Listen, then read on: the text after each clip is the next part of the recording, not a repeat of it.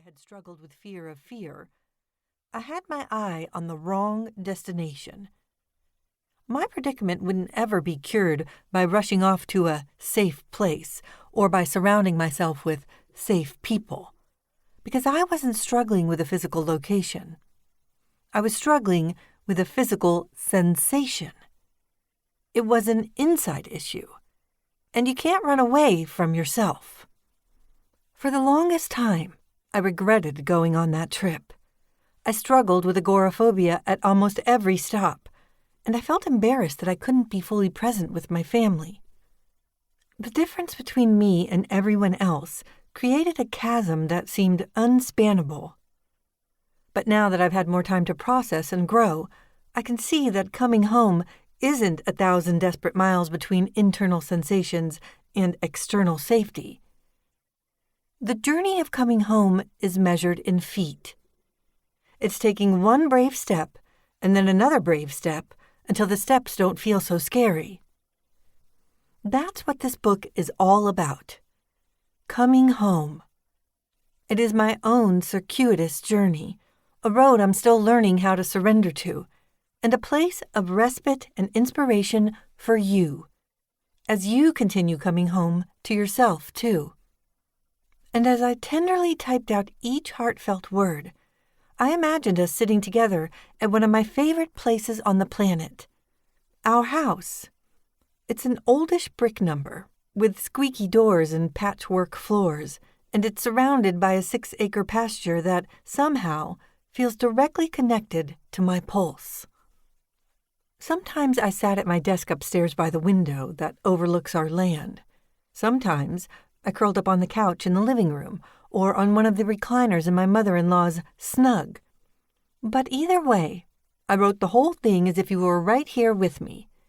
Oftentimes, I recorded a voice note to myself, saying whole sections out loud, hoping that if I typed it down exactly the way I said it, you'd feel like you were here while you listened to it. And now that this conversation starter has come together for keeps, I can share with you that Coming Home is a kaleidoscope of things, really. But in a nutshell, it's a big-hearted book about feeling lost sometimes and how to keep coming home. Because don't we all lose our way every now and then? And isn't home more than just a place on a map? I think home is also, and mostly, a feeling inside of us. The warmth in our spirit, the sum of our strata, the source of our dreams, a sigh of relief. Home is where we tie one end of the thread of life. Martin Buxbaum. But when we get disconnected from the home of who we are, life within our skin can start to feel really uncomfortable and off balance. We make a lot of sudden movements, or no movements at all. We overthink everything and tie our willpower to our worth. We lose touch with capable, cut out for, and courageous. We experience ourselves as inadequate. The scale often lunges toward unequipped, afraid, alone, and or stuck. I know those feelings well. In 2018, shortly after becoming a mom to our then 6-year-old son, and while my husband was on a mission trip in Haiti, I had a terrifying panic attack that dramatically altered the trajectory of my life. The experience unleashed a fear of fear itself, and when my hormones began to go haywire a few years later, menopause made handling stress even more challenging. Thankfully, I have learned that time really can be a benevolent healer, and that leaning into the discomfort that comes along with fear is always more helpful than avoiding it.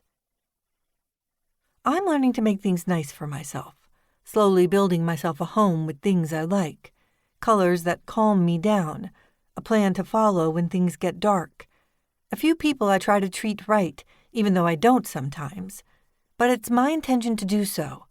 I'm learning. I'm trying, as I always will. Charlotte Erickson.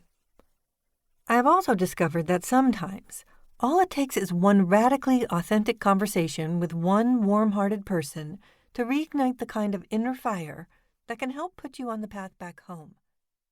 I truly